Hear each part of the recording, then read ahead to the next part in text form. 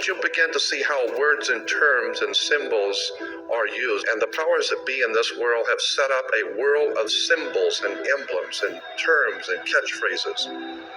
Once you understand how this system works, for the first time, the world opens up to you. All of it is right in front of you. But if you don't understand what the words are and what the words mean, you're never going to figure out how this stuff works. There's a very sinister, frightening, interesting symbolism that has been imposed upon this country, and the people have no idea in the world what's going on. And I will guarantee you, no matter how educated you might think you are, I will guarantee you, you have no idea in the world how the world actually works.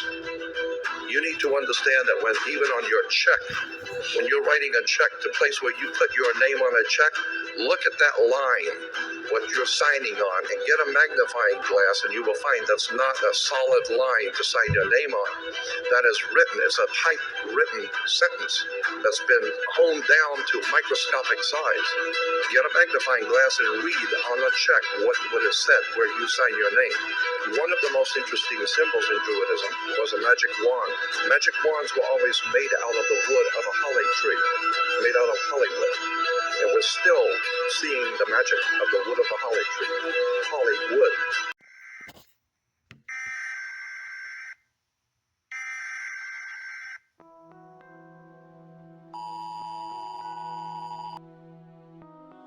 Hollywood, motion pictures, television. I have discovered many years ago that words and magical systems dominate the world that we live in.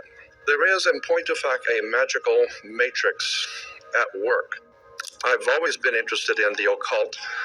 Occult is simply a word meaning hidden, and so much of our powers in this world and the way things work are hidden. And the more one looks at this subject of how the world actually works, you begin to see that there's a magical system, and I'm telling you, there really is a magical system dominating the world of the Western civilization. And for 1,000 years before the Roman Empire existed in Northern Europe, basically Western Europe, there was a magical priesthood called the Druids. And the Druids still even exist to this day. And it was a very legitimate political, social, educational, religious institution dominating Europe for thousands of years. And they were referred to as the Druids. They were actually from the Phoenician Canaanite system in the Middle East. The Phoenician Canaanites formed the basis for the ancient Druidic system, and that's even older. But in the ancient Druidic system, there were many powerful symbols and emblems. One of the most interesting symbols in Druidism was a magic wand, like Merlin the magician with his magic wand. Magic wands were always made out of the wood of a holly tree. It was made out of Hollywood. And we're still seeing the magic of the wood of the holly tree. Hollywood, motion pictures, television. And once you begin to see the symbols and realize that the symbols for the national coats of arms for countries, the flags, the seals, the presidential seals, the emblems for the logos and emblems on corporations, especially the corporate emblems for motion pictures and television companies like Columbia Broadcasting System. CBS has the I. The Columbian system goes back to the Columbian faction of the Illuminati back in the early 1700s, not the late 1700s. And you begin to see why space shuttle is called Columbia. You have Columbia University, Columbia Pictures, Columbia Broadcasting. Columbia is a very interesting word, and it's connected to the Jesuits. Once you begin to see how words and terms and symbols are used, and of course symbols are extraordinarily important in world affairs, all of a sudden it opens up, as I said, a whole new perspective on how stuff is happening. Let me give you an example of how words, my friend William Henry says you put an S in front of the word word and it becomes swords. The words are swords. They are cutting things.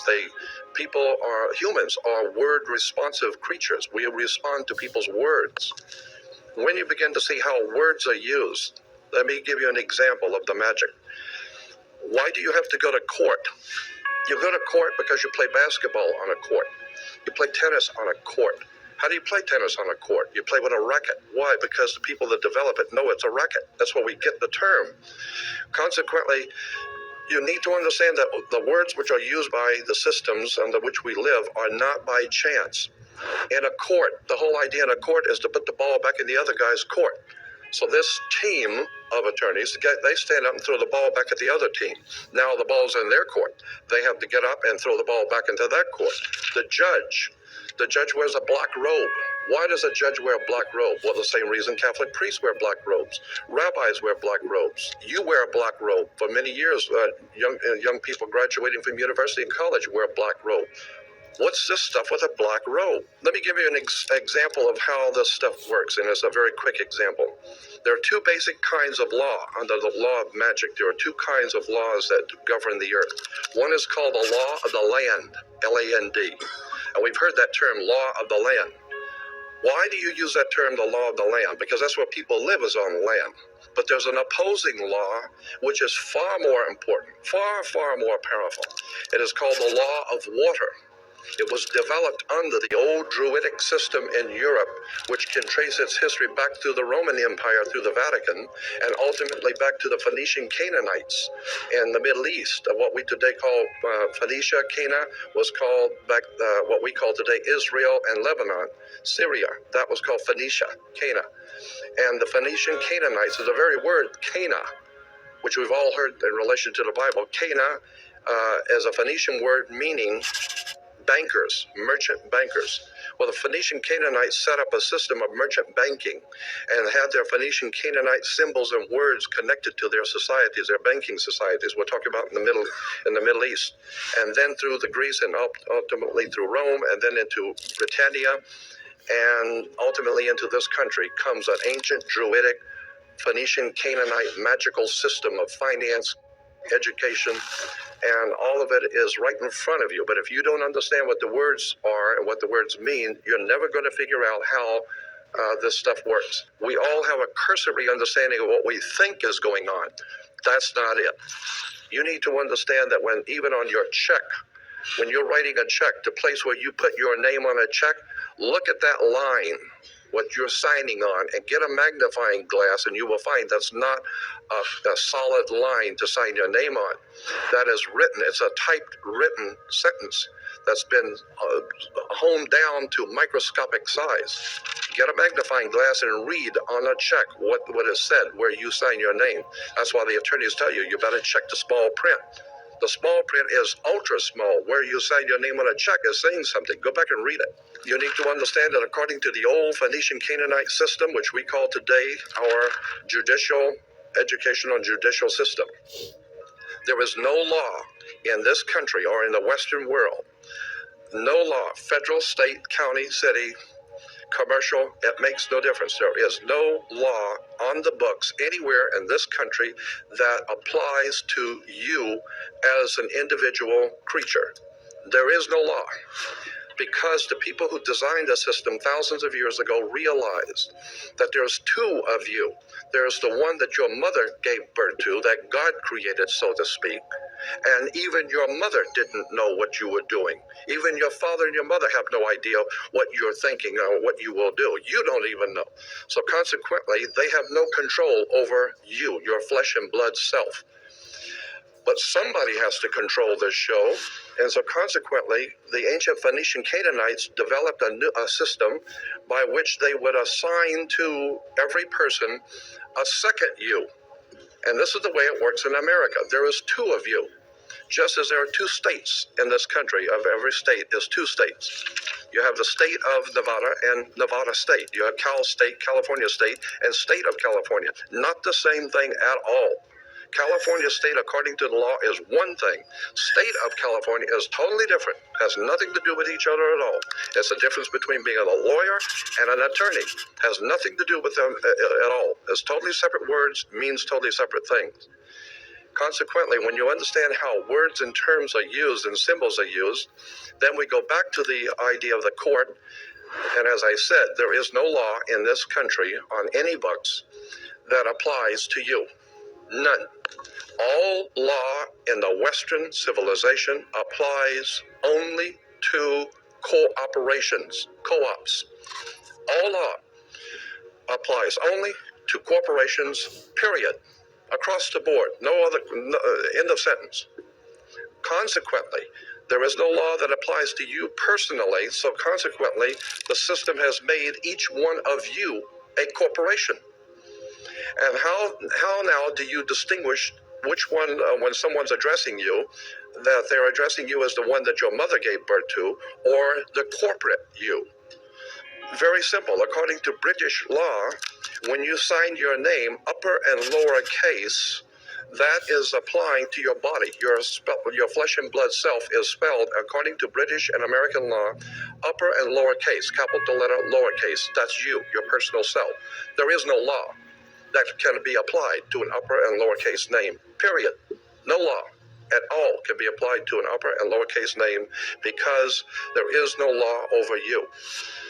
Therefore, every piece of important bills, insurance, driver's license, identification, taxes, I don't care what it is. If it's a piece of business, period, in any kind of way, shape, or form, your name must, by law, international maritime admiralty banking law, your name must appear in all capital letters. You will never get a bill or anything that has your name upper and lowercase because there is no law that applies to an upper and lowercase name, period.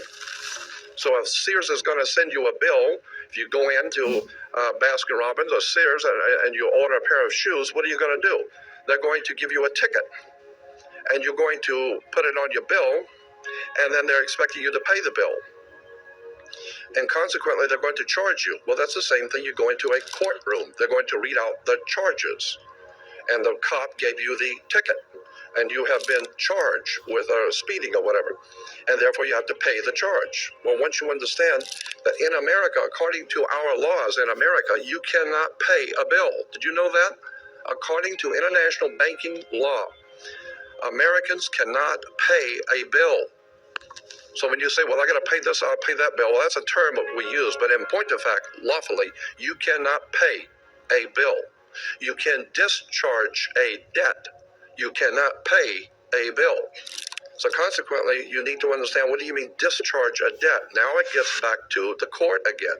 Now it gets back to the symbols and emblems of why the judge wears a black robe. It has to do with the planet Saturn. Saturn is the god that inhibits. He's the inhibitor and the law god, the god of law who inhibits, who holds back. He holds back everything and teaches you a lesson the hard way. Saturn.